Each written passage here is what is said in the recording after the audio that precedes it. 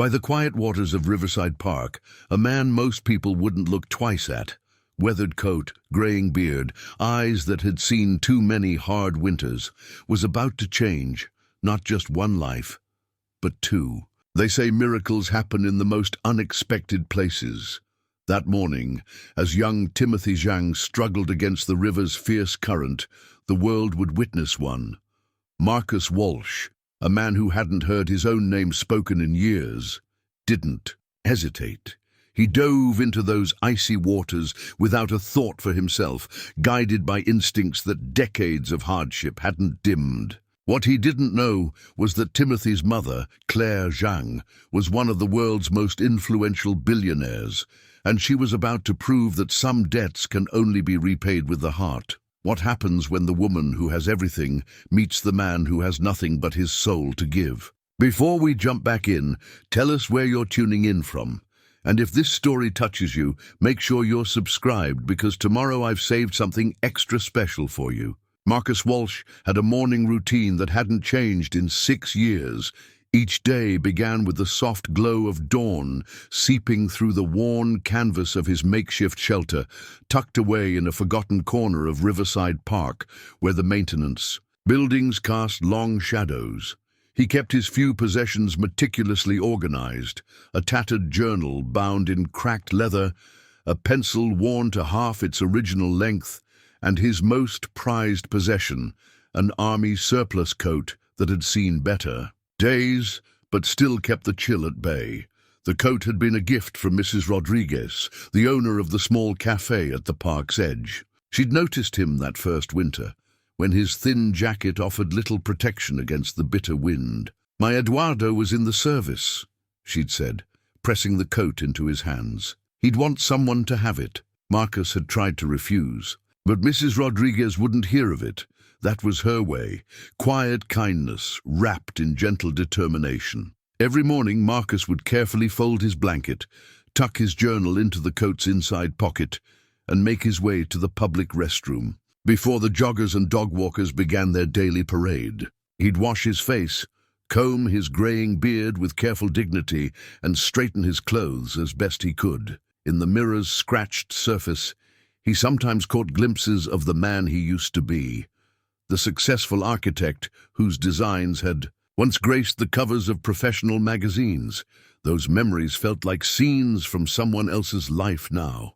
20 years of building dreams in steel and glass, all undone in a single year of cascading misfortunes.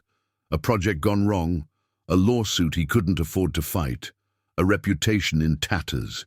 He'd watched his savings dwindle, his friends drift away, his marriage crumble under the weight of his depression.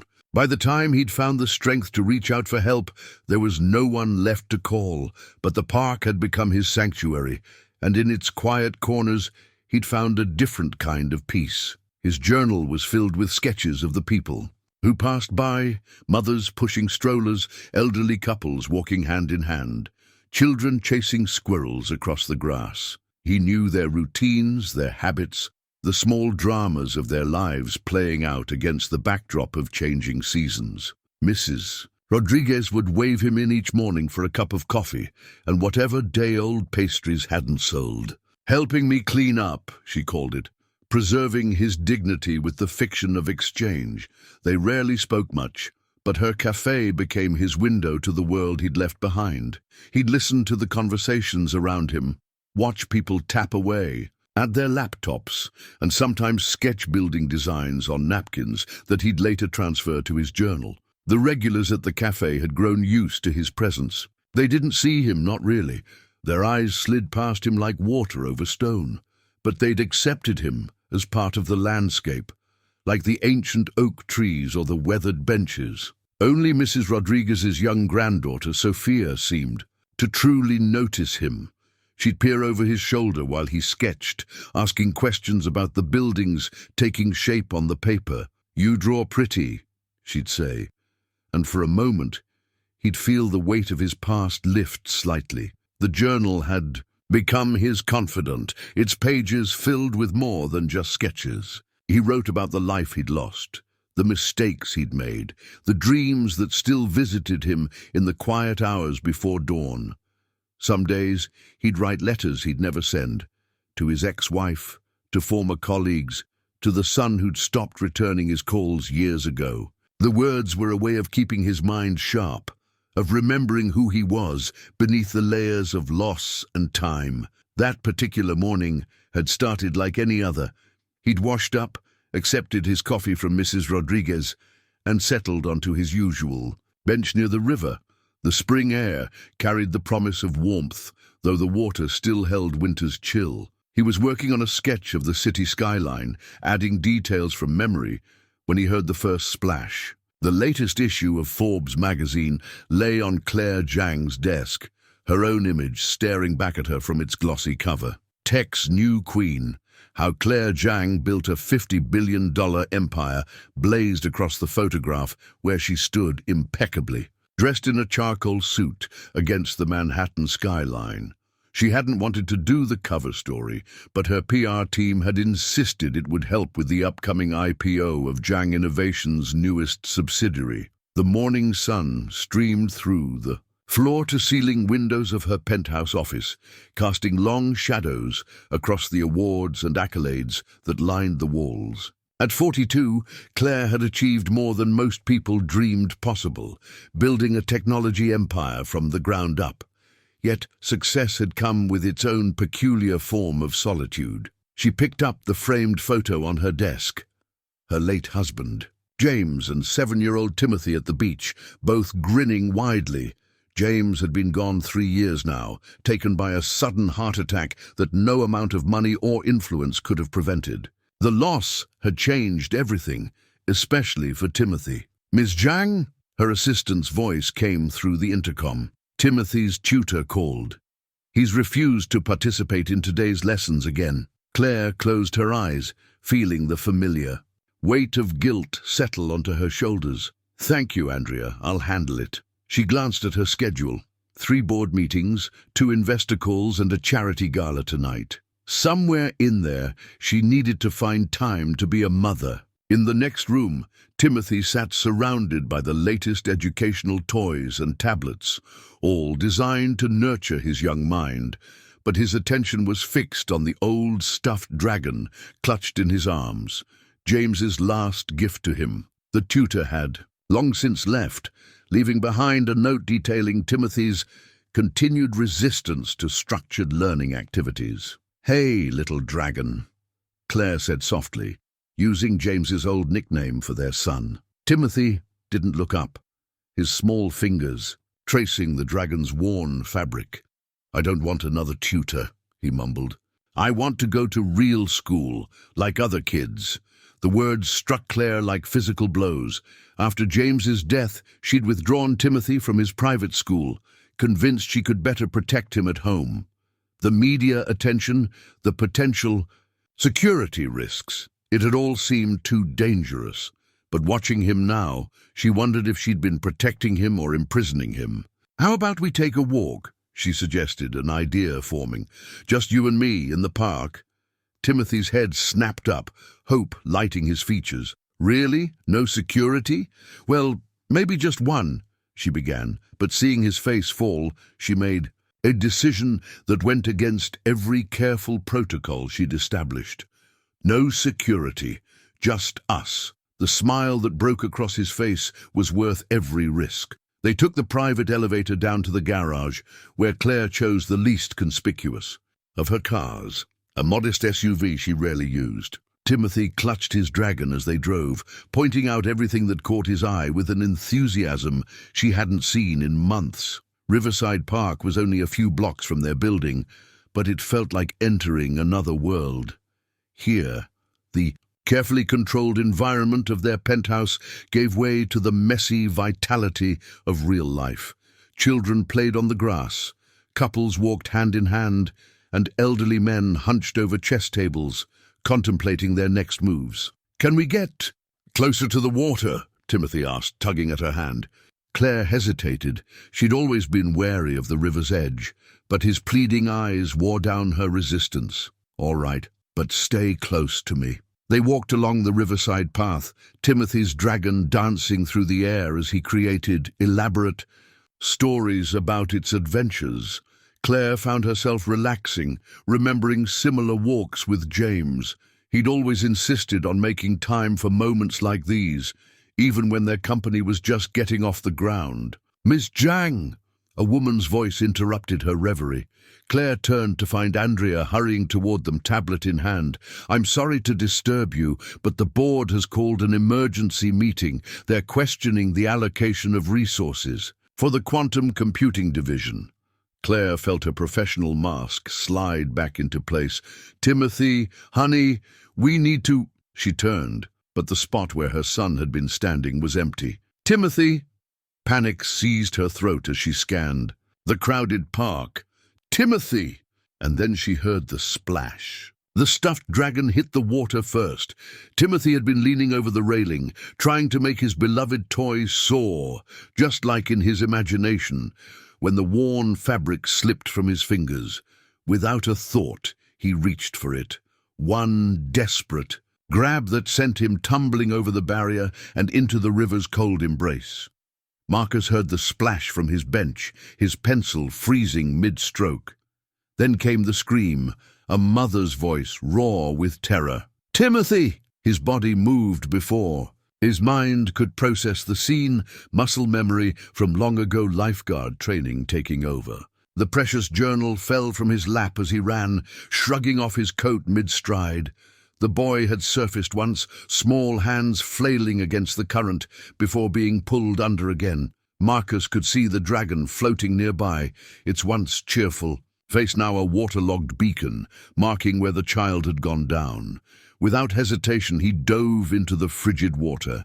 The cold hit him like a physical blow, driving the air from his lungs.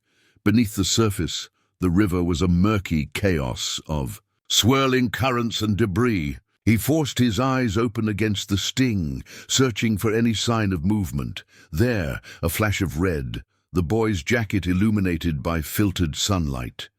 Timothy was drifting limply in the current, his eyes closed, small bubbles escaping from his lips.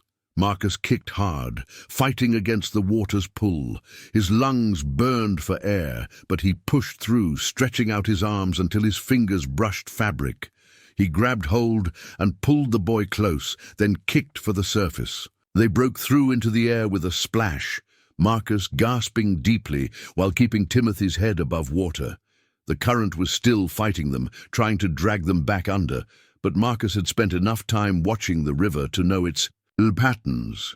He angled their bodies diagonal to the flow, working with the water rather than against it as he made for the shore. A crowd had gathered along the riverbank. Clare Jang stood at its edge, her professional composure shattered, mascara running down her cheeks as she watched the rescue unfold. Behind her, Andrea was already on the phone with emergency services, rattling off their location with practiced efficiency. Marcus's feet finally found purchase on the rocky bottom. He stood, water streaming from his clothes, cradling Timothy's limp form. The boy wasn't breathing. Laying him gently on the grass, Marcus checked for a pulse, finding one, but weak and thready. "He needs CPR," Marcus announced to no one in particular, his voice rough from river water. He tilted Timothy's head back, pinched his nose, and began rescue breathing. One breath, then another. Compressions next, careful to use only the force appropriate for a child.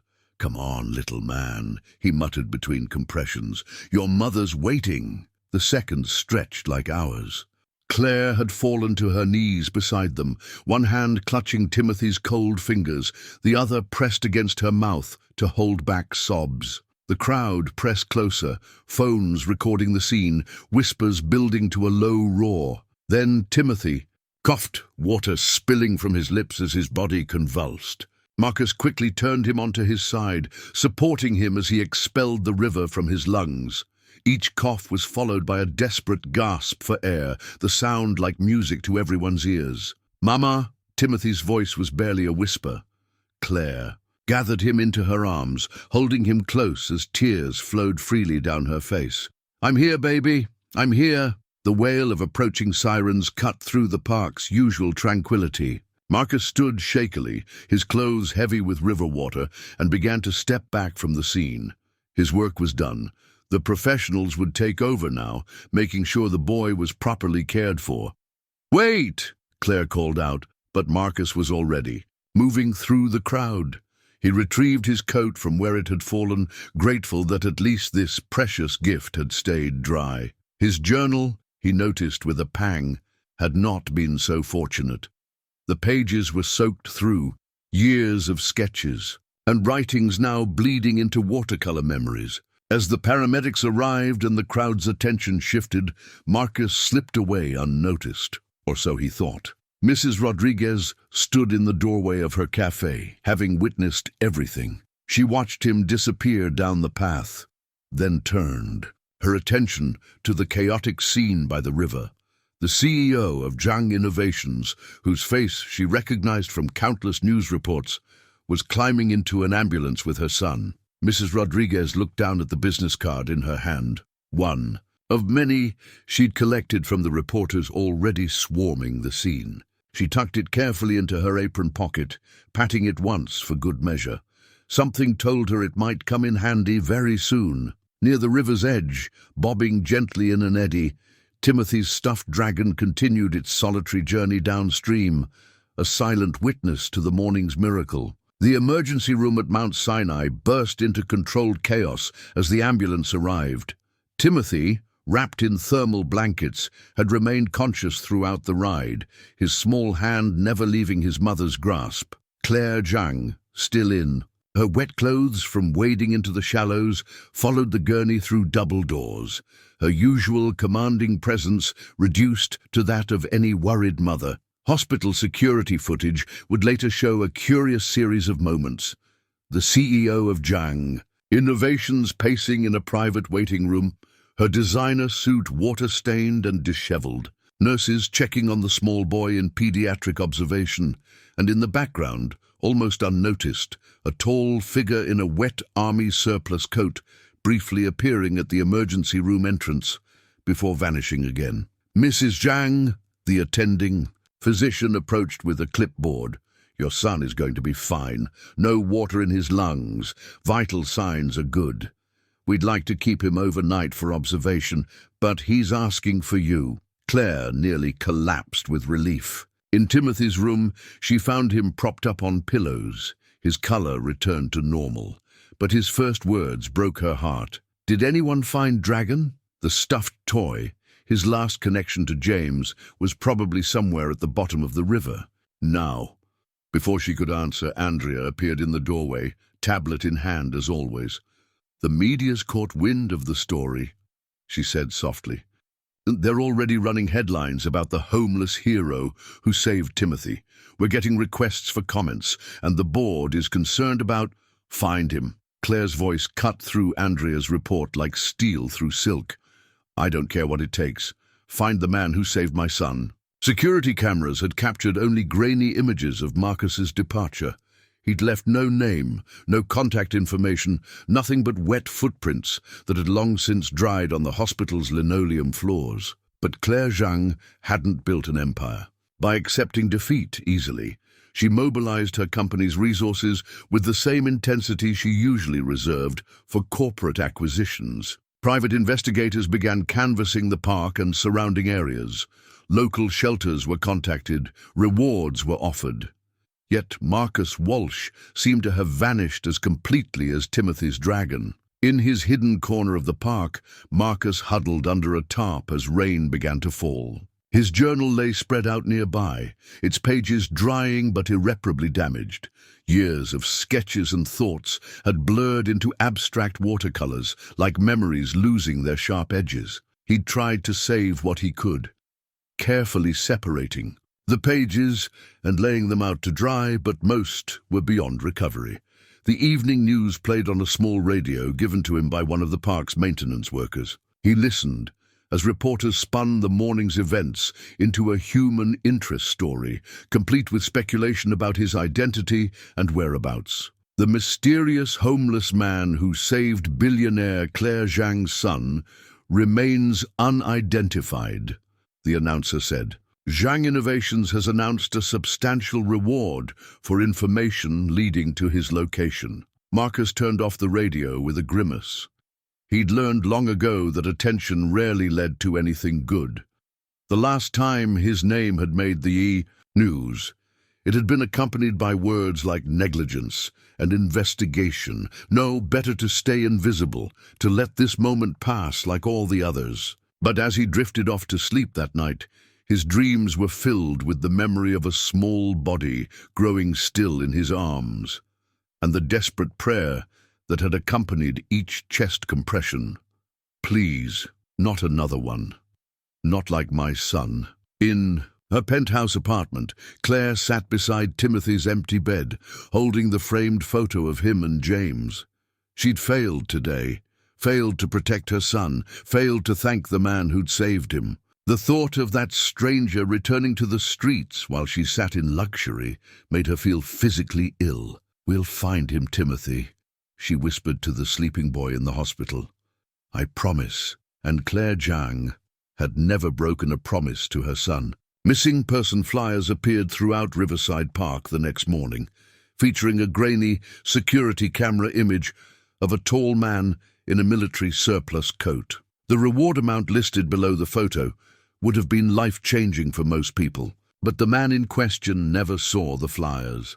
Marcus had retreated to one of his backup sleeping spots, a hidden alcove behind an abandoned maintenance shed that he saved for times when he needed to be truly invisible. Clare Jang's resources were formidable. Her private security team, usually focused on corporate espionage and executive protection, now found themselves combing through homeless shelter registries and soup kitchen logs.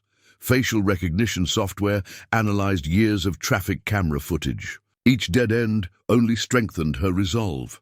"Mrs. Jang," Andrea appeared in her office doorway, tablet in hand as always. "The media coverage is intensifying. They're calling it the tale of two cities, the billionaire mother and the homeless hero. Social media is flooded with people claiming to have seen him, and our PR team is overwhelmed with interview requests." Claire barely looked up from the latest investigator's report. "What about the park staff interviews?" "Nothing concrete, but there's something interesting from the cafe owner near the accident site. And Mrs. Rodriguez, she's been reluctant to speak with our investigators, but she seems knowing." That caught Claire's attention. She'd been in enough negotiations to recognize when someone was holding valuable cards. "Cancel my afternoon meetings. I'm going to pay Mrs. Rodriguez a visit." The cafe was small, the kind of place Claire would have normally driven past without noticing. The bell above the door chimed as she entered, and the handful of customers looked up, then quickly away, except for one elderly woman behind the counter who met her gaze steadily. "Mrs. Rodriguez?" Claire approached the counter, noting the woman's careful appraisal. "I'm Clare Jang. I was hoping we could talk." "About Marcus?" Mrs. Rodriguez wiped her hands on her apron. "Sit. I'll make coffee." The name hit Claire like a physical force. Marcus. Finally, a real piece of the puzzle. She slid onto a worn vinyl stool as Mrs. Rodriguez prepared 2 cups of coffee with practiced movements. "He's been coming here for years," Mrs. Rodriguez continued, placing a steaming mug before Claire. "Every morning, same time. Quiet man, polite, helps me with the heavy lifting sometimes, though God knows he could use the food more than I could use the help. Do you know where I can find him?" Mrs. Rodriguez's expression softened. "He's a proud man, Mrs. Jang. Life took everything from him, but he kept his dignity. That's worth something." "I just want to thank him," Claire said quietly. "He saved my son's life." "And now you want to save his?" Mrs. Rodriguez's tone was gentle but knowing. "Sometimes help isn't what people need most. Sometimes they need understanding first." Claire thought of Timothy, how he'd withdrawn after James's death, how all her attempts to help had only made him retreat further. "Tell me about him," she said finally. "Please." Mrs. Rodriguez studied her for a long moment, then reached beneath the counter and pulled out a leather-bound journal. its pages wrinkled and water-stained. He left this behind when he pulled your boy from the river. She opened it carefully to reveal detailed architectural sketches, cityscapes, and written passages that spoke of both talent and education. He was an architect, Mrs. Rodriguez continued. Before, I don't know the whole story, but sometimes when he thinks no one is listening, he talks about the buildings he designed, about the family he lost, about mistakes he can't undo. Claire gently touched one of the sketches, a beautiful rendering of what appeared to be a children's hospital. The style seemed familiar somehow, but she couldn't quite place it. "If I tell you where to find him," Mrs. Rodriguez said, "you must promise me something. Promise me you'll remember that a man is more than his lowest moment, that sometimes the greatest act of kindness is letting someone help themselves."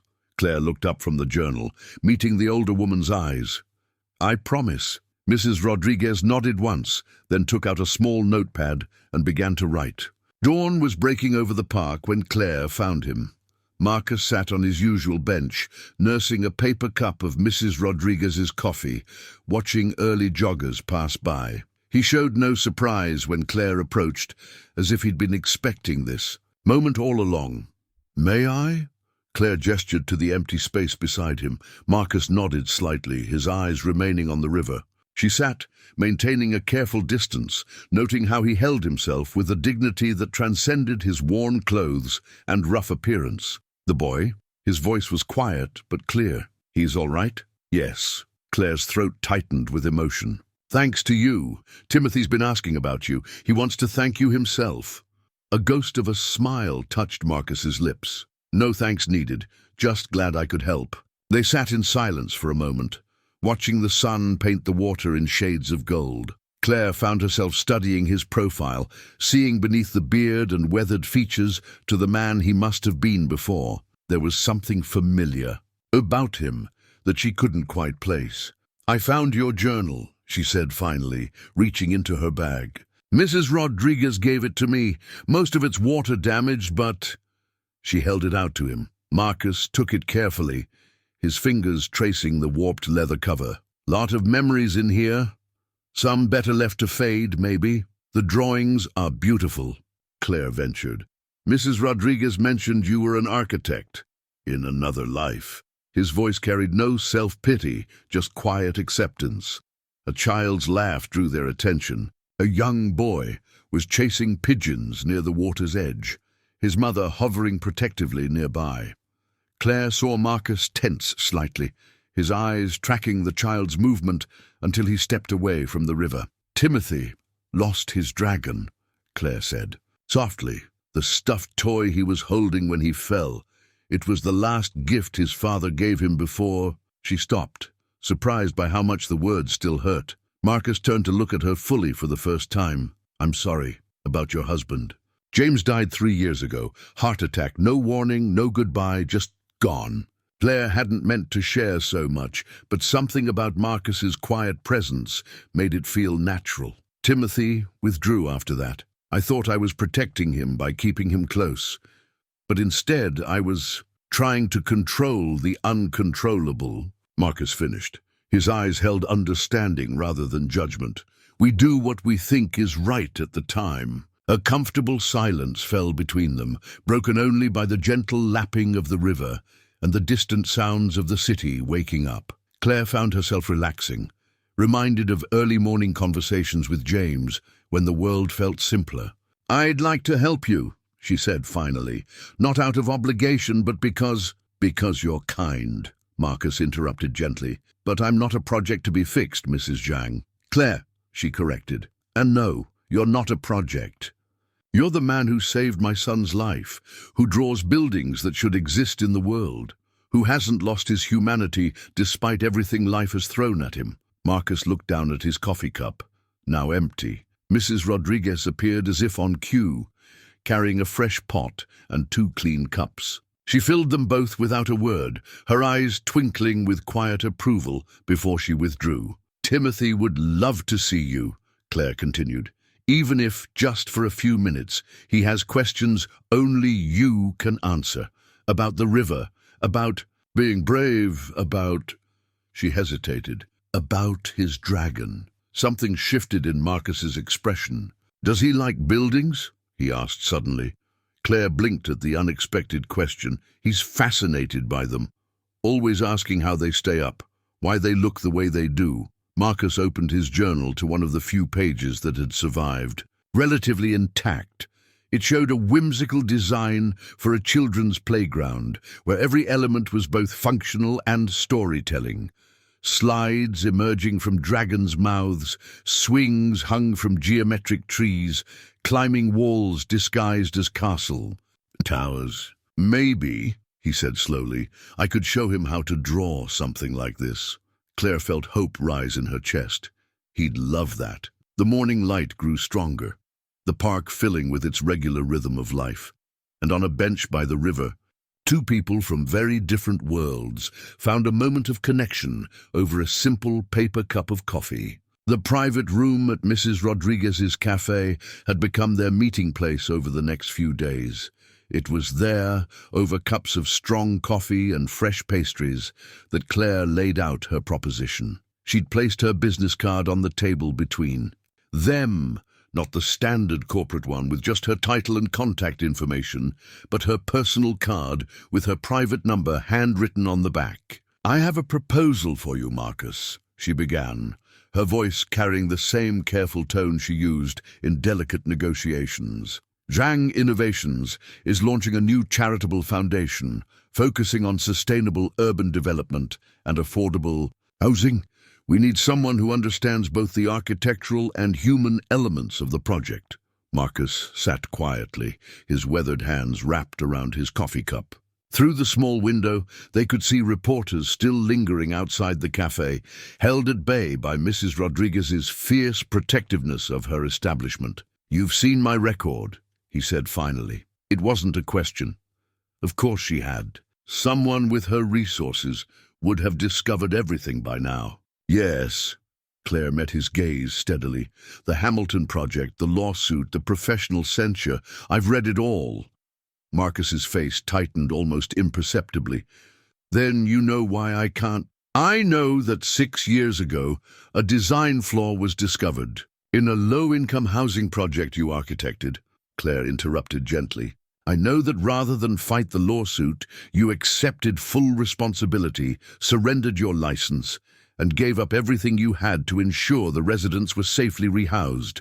She pulled out a folder and opened it, revealing newspaper clippings and court documents. What the headlines didn't show was that the flaw originated in materials that had been fraudulently certified by the suppliers. Materials you had every reason to trust were safe. Marcus stared at the documents, his expression unreadable. How did you... I have good investigators, Claire said simply, and I recognize integrity when I see it. You could have fought, could have shifted blame, could have hidden behind corporate lawyers. Instead, you sacrificed everything to protect people you'd never met. Through the window, they watched as Mrs. Rodriguez shooed away another persistent reporter, her small frame somehow making her look more formidable rather than less. In the main cafe, Timothy sat at a table with Sophia, Mrs. Rodriguez's granddaughter. Both children bent over a piece of paper as Timothy tried to copy one of Marcus's building sketches. The foundation needs someone who understands that buildings are more than just structures, Claire continued. They're homes, communities, safe spaces for people to build their lives. Someone who's seen both sides of the equation. She pulled out another document, a contract printed on heavy paper. Full creative control of the foundation's projects. A chance to make a real difference, this time with proper resources and support behind you. And she hesitated, then pushed forward. A chance to reinstate your architectural license. My lawyers have already begun the process. Marcus's hand trembled slightly as he reached for the contract. Why? He asked quietly. Why go to all this trouble for a stranger? Claire glanced at Timothy, who was now proudly showing his drawing to Mrs. Rodriguez. Because when my son was drowning, you didn't see a billionaire's child or a PR opportunity. You just saw a kid who needed help. Because every sketch in your journal shows the same care for the people who would live in those buildings. and because sometimes life gives us a chance to right old wrongs. She reached into her bag one last time and pulled out a small, familiar object, a stuffed dragon, somewhat worse for wear but carefully cleaned and repaired. The river patrol found him caught in some branches downstream. I thought maybe you could give him back to Timothy yourself. Marcus stared at the dragon, then at the contract, then at Claire. The moment stretched between them, full of possibility and uncertainty. Finally, he reached for his coffee cup, took one last sip, and set it down with quiet determination. "There are conditions," he said. "The Foundation's first project needs to be affordable housing. Real affordable housing, not just tax credit showcase pieces. And Mrs. Rodriguez gets to open a cafe in whatever building we design first." Claire felt a smile spread across her face. "I think we can arrange that." She pulled out a pen and held it out to him. "Partners." Marcus looked at the pen, then at Timothy, then back at Claire.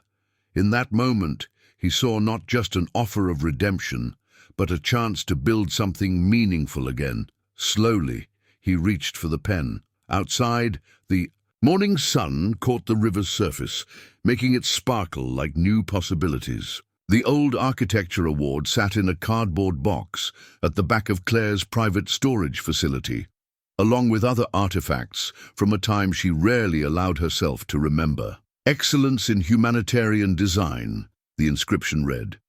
"Presented to Marcus Walsh and James Jang for the Children's Hope Medical Center."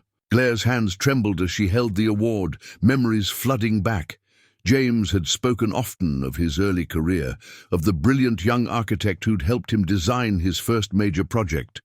But she'd never made the connection until now, when a deeper investigation into Marcus's past had revealed this shared history. In his temporary office at Jang Innovations, a sparse room he'd insisted on rather than the executive suite Claire had offered, Marcus was reviewing old blueprints. When she entered, he looked different now, his beard trimmed, wearing clean clothes that Mrs. Rodriguez had helped him select. But his eyes still carried the same quiet dignity she'd first noticed on the park bench. "You worked with James," she said softly, placing the award on his desk. 15 years ago, the Children's Hope Project." Marcus stared at the award for a long moment, his fingers ghosting over the engraved names. "I wondered when you'd find out," he said finally. "James Jang. I didn't make the connection at first. There are many Jangs in architecture. Then I saw his photo in your office. Why didn't you say anything?" What was there to say? Marcus's voice held no bitterness, only a deep sadness. "That I once worked with your late husband? That we created something beautiful together before life took us in different directions? Some memories are better left undisturbed." Claire sank into the chair across from him. "Tell me about him. About how you knew him." Marcus's eyes grew distant, seeing a younger James Jang in his mind's eye, fresh out of business school, full of ideas about combining profitable development with social responsibility. Everyone said he was naive, that you couldn't make money and make a difference at the same time. But he had this conviction, this belief that good design could change lives. The Children's Hope Center was his dream project, Claire said softly. "He talked about it until the day he died. We spent months on the design," Marcus continued, "making every detail perfect. The way the sunlight would fall in the recovery rooms, the gardens where children could feel like they were playing instead of healing, the parents' spaces that felt like homes instead of waiting rooms." He smiled faintly. "James used to say that hope needs good architecture." "What happened?" Claire asked, though she already knew parts of the story. "After the project?" Marcus's face clouded. "Different opportunities, different paths. James went on to create Jang Innovations, started focusing on larger commercial projects. I stayed with humanitarian design, trying to prove that good architecture shouldn't be just for those who could afford it." His hand strayed to the Hamilton project documents on his desk. "Until I proved the opposite." "James never lost that initial vision," Claire said. "He was planning to return to it, to create a foundation much like the one we're building now." He just ran out of time. They sat in silence for a moment, both lost in thoughts of the man they'd known in different ways. Outside the office window, they could see Timothy in the building's daycare center, carefully explaining one of Marcus's architectural sketches to his young friends. "He has James's smile," Marcus observed, "the same way of lighting up when he's excited about something." Claire felt tears prick at her eyes. Yes, he does. "The Hamilton Project," Marcus said suddenly, pulling out the blueprints he'd been reviewing. "The flaw wasn't just in the materials. I've been going over it again, and there was something else. Something I missed back then, because I was too focused on the structural elements." He spread the drawings out, pointing to specific details. "The supplier fraud was real, but there was also a design assumption I made about how the space would be used, about what the community needed. I was so focused on providing shelter that I forgot about creating home." Claire leaned forward, studying the plans. "And now I understand both sides better," Marcus said quietly. "What it means to need not just a roof, but a place to belong. What it means to lose everything and have to rebuild." He looked up at Claire. "What it means to be given a second chance." The late afternoon sun slanted through the window, casting long shadows across the blueprints. In the daycare center, Timothy had fallen asleep clutching his restored dragon, his face peaceful in a way Claire hadn't seen since James's death. "Second chances," she murmured. "Maybe that's what all of us need."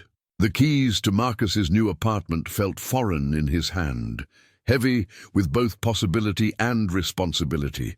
The modest one-bedroom unit was nothing like the luxurious penthouse Claire had initially offered. Instead, it was a simple space in one of Jang Innovation's recently renovated buildings, close enough to the park that he could still visit Mrs. Rodriguez's cafe each morning.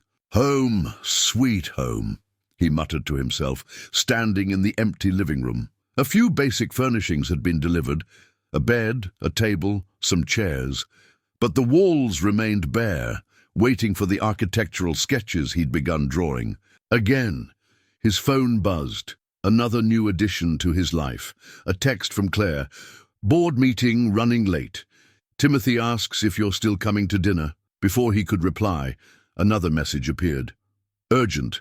Turn on the news." Marcus found the remote for the small television that came with the apartment. As the screen flickered to life, his blood ran cold.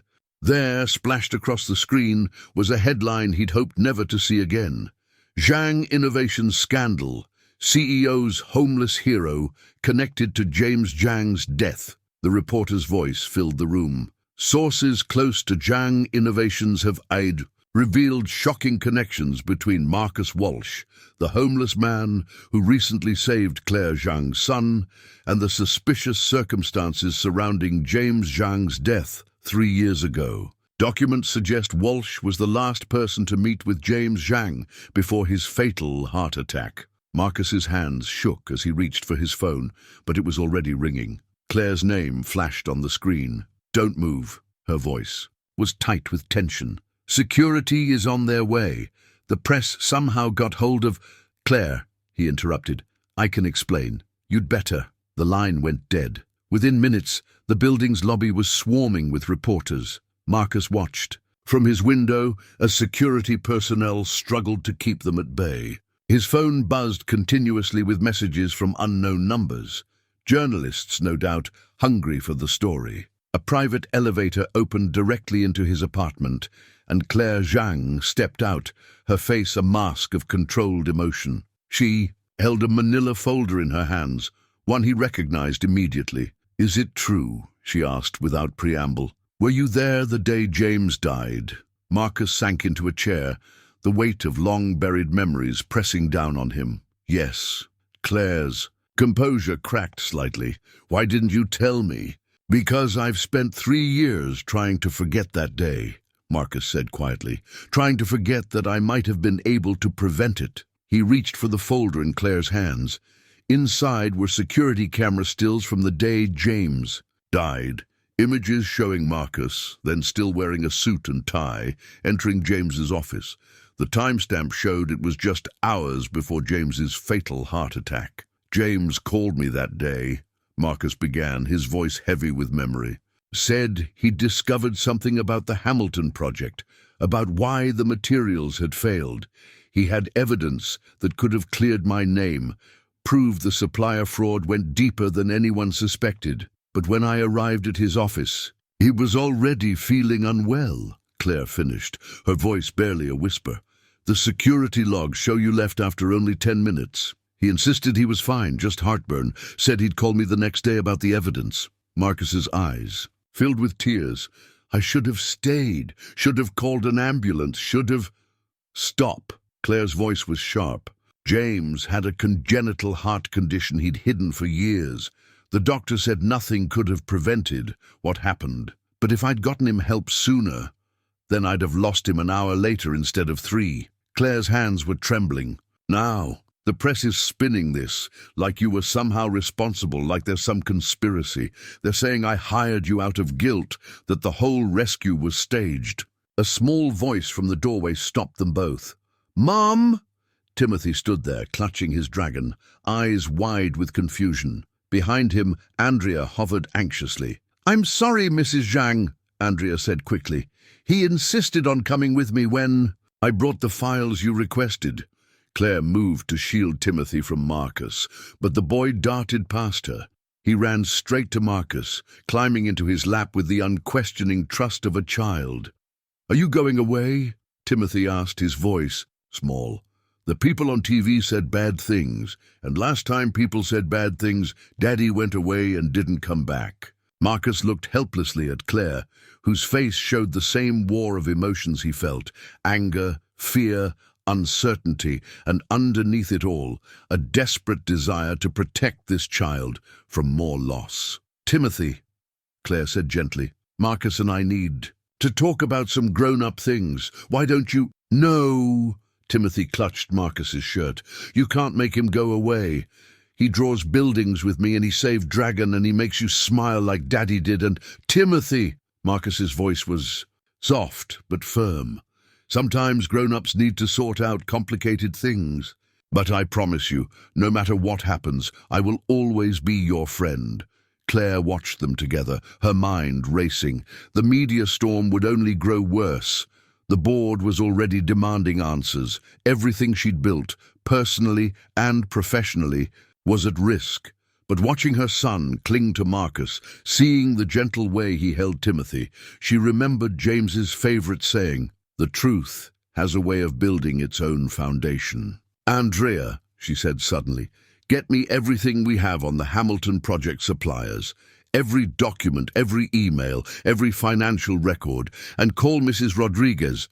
We're going to need her cafe for a few hours." She turned to Marcus and Timothy. "We're not running from this. We're going to find out what James discovered that day, all of us, together." The viral video surfaced 3 days after the news broke. Shaky smartphone footage from 6 years ago showed Marcus Walsh being escorted from his architecture firm, box of belongings in hand, while protesters from the Hamilton project held signs denouncing him. The clip had gained millions of views overnight, accompanied by cruel commentaries and wild speculation about his connection to James Jang's death. Mrs. Rodriguez's cafe had become their sanctuary, the only place where they could meet without cameras following their every move. She kept the blinds drawn and turned away reporters with a fierceness that had earned her the nickname The Guardian among the regular customers who remained loyal. "Look at this," Andrea said, sliding her tablet across the table. The screen showed a financial news site's homepage. "Jang Innovation stock drops 15% amid leadership concerns." Below it, a photo of Claire and Marcus at the park, taken with a long-lens camera, carried the caption, "Too close for comfort?" Claire barely glanced at it. She was focused on a stack of old files from the Hamilton project, searching for the evidence James had mentioned to Marcus that final day. Timothy sat nearby, unusually quiet, drawing buildings with less enthusiasm than usual. The boards called, An emergency meeting for tomorrow morning. Andrea continued softly.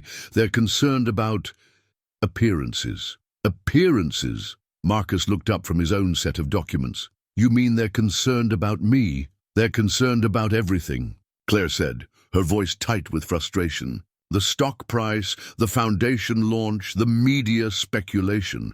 Some of them are even suggesting... She stopped, glancing at Timothy. But Timothy wasn't as absorbed in his drawing as they thought.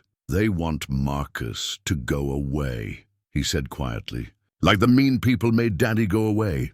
The adults exchanged worried looks. Timothy had been having nightmares again, mixing memories of James's death with fears about Marcus leaving. Claire had found him sleeping with his dragon clutched tight every night, something he hadn't done since the first year after losing his father. Nobody's going anywhere, sweetheart, Claire assured him, but her voice lacked conviction. Marcus pushed back his chair and walked to Timothy's table, kneeling beside him. What are you drawing? Timothy sniffled slightly. It's the happy building, where everybody can live together and nobody has to leave. Marcus studied the child's drawing. A tall structure with countless windows, each one filled with smiling faces. At the top, 3 figures stood together, a woman in business clothes, a man in what looked like his old army coat, and a small boy holding a dragon. That's a beautiful design, Marcus said softly. You know, sometimes when things seem scary or sad, architects like us, we put our feelings into our buildings. We make spaces where people can feel safe and loved, like Daddy's hospital for sick kids. Exactly like that. Marcus glanced at Claire, who was watching them with tears in her eyes. Your daddy understood that buildings aren't just walls and windows. They're homes for hopes and dreams. Mrs. Rodriguez appeared with fresh coffee and her signature empanadas. The vultures are circling again, she reported, referring to the reporters outside. But Miguel and his friends from the community center are keeping them at bay. The community center, another of James's projects, had rallied behind them.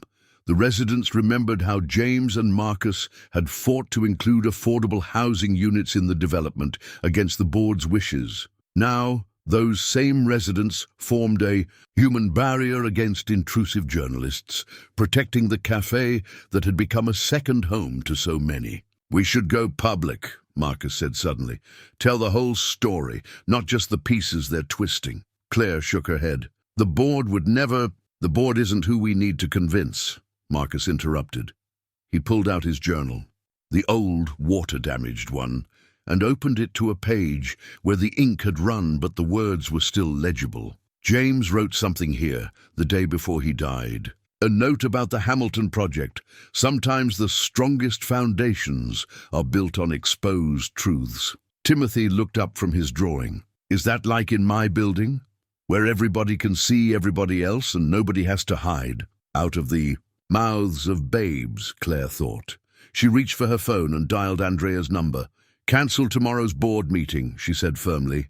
Instead, schedule a press conference. It's time everyone learned the truth about James Jang's last discovery. The Jang Innovations boardroom had always felt like a gladiatorial arena to Claire, but never more so than today. 12 faces regarded her with varying degrees of concern and disapproval as Andrea distributed copies of the latest board meeting. Minutes, each page marked with glaring red confidential stamps. The numbers speak for themselves. Harrison Wells, the lead director, gestured to the financial projections displayed on the wall. Our stock has dropped 20%. 3 major investors have pulled out. The foundation launch is in shambles. He fixed Claire with a stern look. And now you want to hold a press conference. James would have wanted, Claire began. James is dead, Harrison cut in, then softened his tone at the collective intake of breath around the table. I'm sorry, Claire, but we need to think about the company's future. Your personal feelings about this homeless man. His name is Marcus Walsh. Claire's voice could have frozen fire, and he was James's friend. He was a disgraced architect who happened to be the last person to see your husband alive, another board member interjected. Now he's saved your son. Conveniently dramatic timing, wouldn't you say? Claire's hands clenched under the table. "Are you suggesting the rescue was staged? We're suggesting that your judgment may be compromised," Harrison said carefully. "Emotionally compromised. The board has drafted a resolution to remove me as CEO." Claire's calm words silenced the room. "That's what this is really about, isn't it?" Andrea, standing quietly in the corner, gave an almost imperceptible nod. She'd discovered the draft resolution in the company's legal files late last night. "We're proposing a temporary step back," Harrison explained smoothly. "Just until this situation resolves itself. Think about Timothy, about his future, about his safety, with all this media attention." The mention of her son's name was calculated, and Claire felt it like a physical blow. Timothy had barely slept last night, worried about the whispered phone calls and late meetings. He'd asked this morning if they would have to move away, like they had after James died. "The foundation project will be suspended," Harrison continued. "Mr. Walsh's contract will be terminated, with generous compensation, of course. The press will move on to another story, and in 6 months—" "No." Claire's voice was quiet but firm. "James didn't build this company by running from hard truths. Neither will I." She stood, smoothing her skirt with steady hands. "I'm calling an emergency shareholder meeting tomorrow morning." The board erupted in protests, but Claire continued. "In the meantime, I suggest you all review the original Hamilton project files, particularly the supplier records James was investigating before he died." She smiled thinly. "Some of your names appear quite prominently." The color drained from Harrison's face. "You can't prove—" "James could. That's what he discovered, isn't it? That board members were involved in the supplier fraud. That's why he called Marcus that day, not just to clear his name, but to expose the real corruption." Claire walked to the door, then turned back. "Oh, and Harrison, I wouldn't bother trying to access those offshore accounts you set up 6 years ago. They've been frozen pending investigation." The boardroom exploded into chaos as she left, Andrea close behind. In the elevator, Claire finally allowed her hands to shake. "Send copies of everything to the SEC," she instructed Andrea, "and call Marcus. Tell him—" The elevator doors opened to reveal Marcus himself, standing in the lobby with Timothy. One look at their faces told her something was wrong. "They came to the school," Marcus said quietly. "Reporters, asking Timothy questions about James." Timothy pressed himself against Marcus's side, clutching his dragon. "They said Marcus killed Daddy," he whispered. "They said he was bad, and that's why he was homeless and—" Claire gathered her son in her arms, meeting Marcus's anguished eyes. Over Timothy's head, she saw in them the same pain she felt, the same fierce protectiveness, and something else, a decision forming. "I should go," Marcus said softly, "until this blows over. It's not fair to either of you." "No!" Timothy's cry echoed through the lobby. You promised you wouldn't leave." Claire reached out and caught Marcus's hand before he could step away. "We face this together," she said firmly. "All of us. James would have wanted that." For a moment they stood there, the billionaire CEO, the homeless architect, and the little boy who had brought them together, while outside reporters gathered like storm clouds on the horizon. The old newspaper article lay between them on Mrs. Rodriguez's table, its yellowed edges curling in the steam from their untouched coffee cups. "Local architect takes fall for Hamilton project failure," the headline declared, but it was the smaller article beside it that had captured their attention. Jang Innovations board member linked to construction supply company. "James found this," Claire said softly, touching the paper. "This is what he wanted to tell you that day." Marcus nodded, his eyes fixed on the article. "Harrison Wells. He owned shell companies that supplied the defective materials, not just for Hamilton, but for dozens of projects across the city. The cafe was closed, its windows darkened against the press gathered outside. Mrs. Rodriguez had let them in through the back door, then stationed herself as lookout, armed with her rolling pin and fierce determination to protect their privacy. But why didn't James come forward immediately? Claire wondered. Why wait? Because of this. Marcus pulled out a worn envelope from his coat pocket. I found it last night, hidden in the lining of my old briefcase. James must have slipped it there during our last meeting. Inside was a single USB drive and a handwritten note. Marcus, if anything happens to me, give this to Claire. The truth has a way of building its own foundation. Claire's hands trembled as she plugged the drive into her laptop. Files filled. The screen, emails, bank statements, coded messages between board members. A conspiracy spanning years, with Harrison Wells at its center. They knew the materials were defective, Marcus said quietly. They knew, and they used them anyway. Cheaper to pay off inspectors than buy quality supplies. When things went wrong at Hamilton, they needed a scapegoat, Claire finished. And you were perfect, the idealistic architect who insisted on affordable housing, who pushed back against cost-cutting measures. James figured it out too late, Marcus continued. By then, I'd already accepted responsibility, surrendered my license. He tried to tell me that day in his office, but he never got the chance. Claire's voice broke slightly. And you've carried that guilt all these years thinking you could have saved him. Timothy, who had been quietly drawing nearby, looked up. Is that why you saved me? He asked Marcus. Because you couldn't save Daddy? The simple question struck them both silent. Marcus moved to kneel beside Timothy's chair, choosing his words carefully. I saved you because you needed help, he said gently. Just like your daddy tried to help me. He was a good man who believed in doing what was right, no matter how hard it might be. Like when he built the hospital for sick kids, Timothy asked. Even when the mean people said he shouldn't? Claire caught her breath.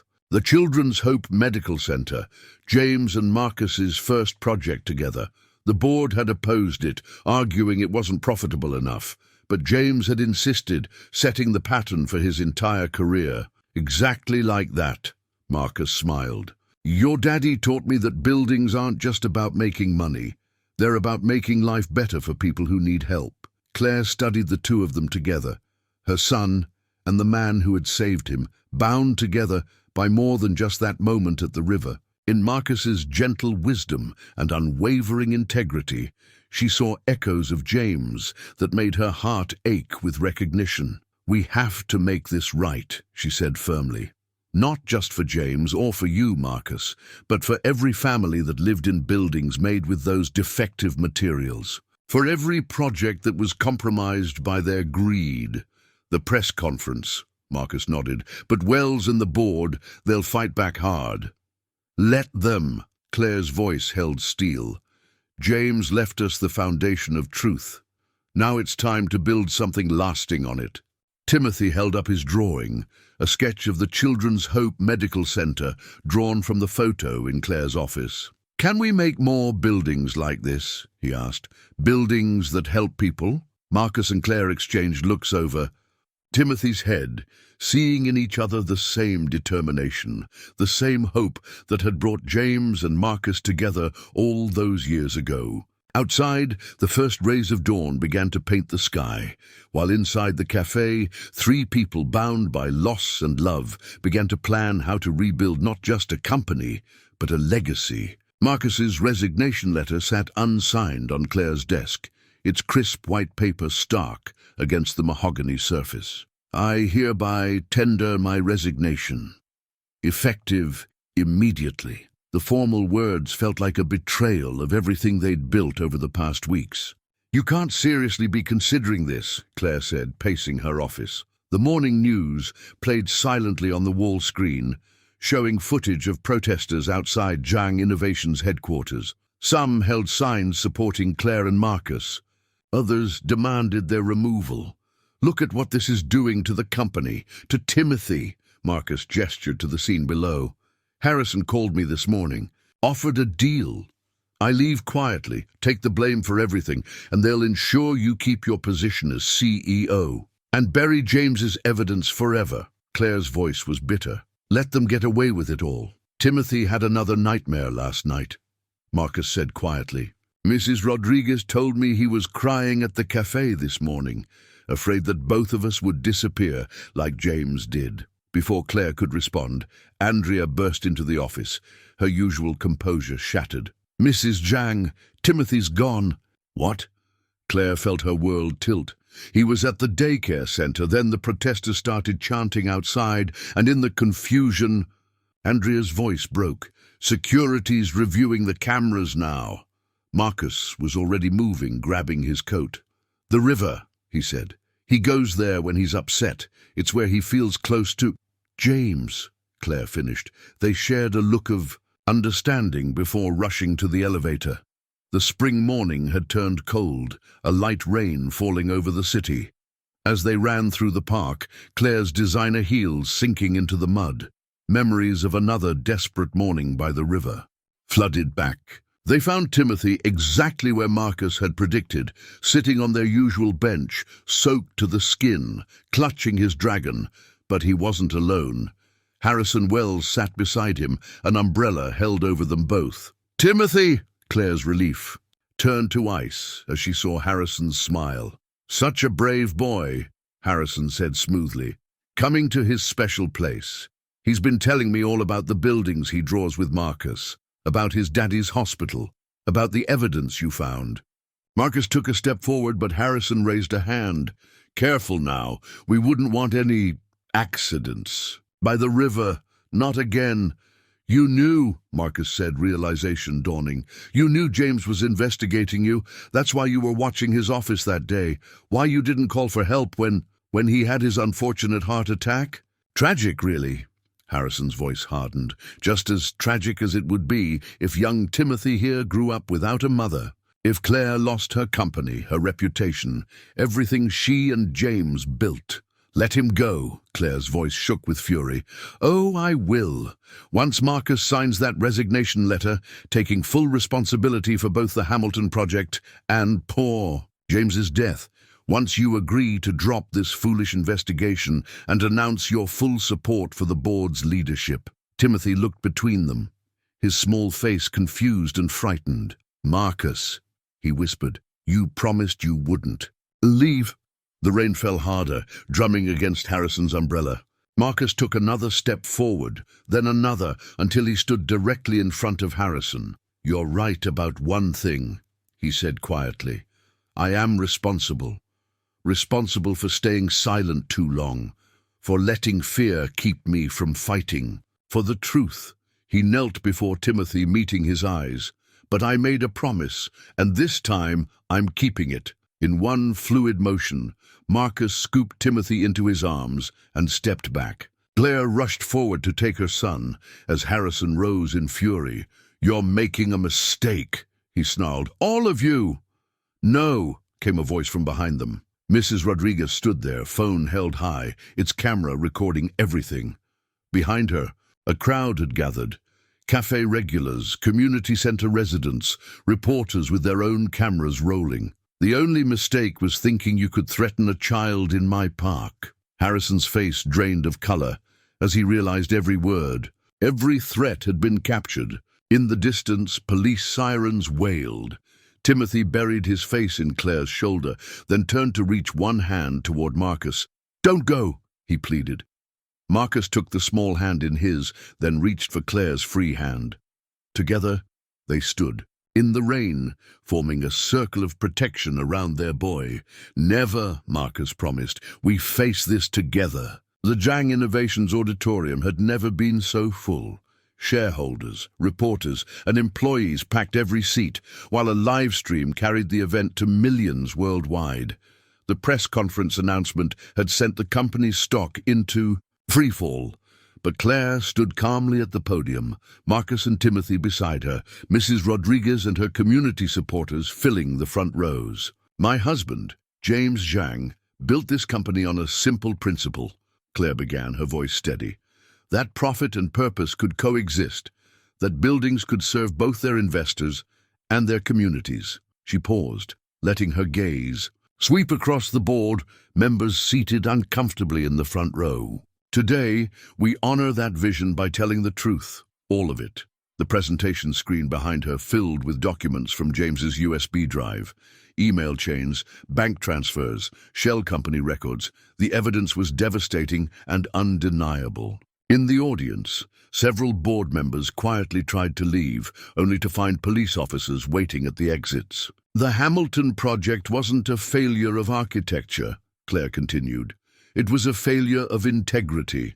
A conspiracy of greed that cost lives, destroyed reputations, and betrayed everything this company stands for. Marcus stepped forward.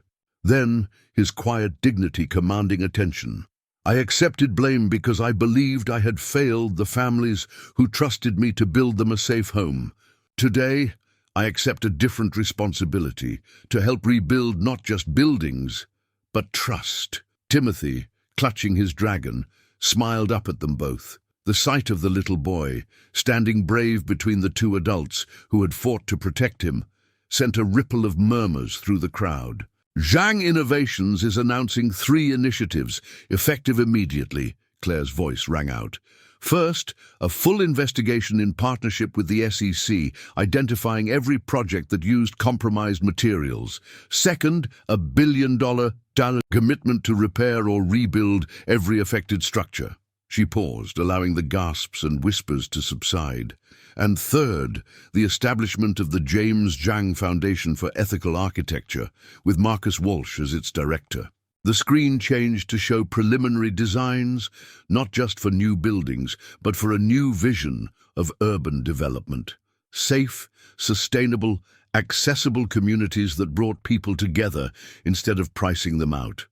My daddy built hospitals for sick kids, Timothy suddenly said into the microphone, his clear voice silencing the room. And Marcus saves people. They're both my heroes. Claire felt tears prick her eyes as a wave of emotions swept through the auditorium. In the back, Mrs. Rodriguez was openly crying, while her cafe regulars and community center residents stood and began to applaud. To the shareholders concerned about profits, Claire continued over the growing applause, I remind you that James's ethical approach built this company's value. To those worried about reputation, I say there is no stronger foundation than truth. And to anyone who thinks we can't change how business is done in this city, she smiled. Watch us. The applause grew thunderous. Social media exploded with clips of Timothy's words and Marcus's quiet strength. Jang Innovations stock, which had been falling all morning, suddenly began to rise. In the front row, Andrea signaled Claire. The SEC had just announced formal charges against Harrison Wells and 6 other board members. The conspiracy was unraveling, just as James had intended. One last thing, Claire said as the applause finally quieted. The first project of the James Jang Foundation will be a complete reimagining of Riverside Park and its surrounding community. Not to replace what's there, but to enhance it. To create spaces where people from all walks of life can come together, where children can play safely, where... She glanced at Mrs. Rodriguez. Local businesses can thrive. She reached for Marcus's hand, feeling Timothy slip his small fingers into her other hand. James used to say that the true measure of a building isn't its height or cost, but the lives it touches. Today, we begin building something that can't be measured in floors or dollars, a legacy of truth, justice, and community that will stand longer than any skyscraper. The standing ovation that followed wasn't just for her words. It was for the sight of them together, the CEO, the architect, and the little boy whose near tragedy had set truth free, for the promise of a new way of doing business, for the power of second chances and the strength of promises kept. And in the back of the auditorium, those who knew where to look might have sworn they saw James Jang smile in the morning sunlight streaming through the windows, blessing the new foundation, being built on his legacy of love. 1 year later, the blueprint spread across Marcus's desk told a story of transformation. The new Riverside Community Center rose from the page in sweeping lines and thoughtful details, a building that seemed to grow from the park itself, with gardens climbing its walls and spaces that flowed seamlessly from inside to out. "The council approved the final plans this morning," he told Claire as she entered his office. No longer the sparse, temporary space, but a warm room filled with drawings and models. Timothy's architectural sketches held places of honor on the walls, showing his progression from childish scribbles to increasingly sophisticated designs. Claire smiled, setting down 2 cups of coffee from Mrs. Rodriguez's cafe, now a thriving establishment with 3 locations, all in Jang innovations. Buildings. She's already planning the menu for the rooftop cafe. Of course she is. Marcus's eyes crinkled with affection. "Did you see the community center residents this morning? They're organizing a celebration for the groundbreaking. The past year had brought changes none of them could have imagined. The SEC investigation had led to multiple convictions, including Harrison Wells. Jang Innovations had emerged stronger, its new ethical framework attracting investors who shared James's vision of responsible development. But the real transformation had been personal. "Timothy's teacher called," Claire said, settling into what had become her favorite chair in Marcus's office. "He won the school science fair with his sustainable building design. James would have been so proud." Marcus's voice was soft with emotion. "He is proud," Claire replied, touching the framed photo on Marcus's desk. James and Marcus at the opening of the Children's Hope Medical Center, both young and full of dreams. Next to it stood a newer photo, Marcus, Claire, and Timothy. At the launch of the James Jang Foundation, their faces alight with shared purpose. A knock at the door interrupted them. Timothy burst in, followed by Mrs. Rodriguez's granddaughter Sophia, both carrying rolled-up drawings. "Look what we designed." Timothy spread his paper across Marcus's blueprint.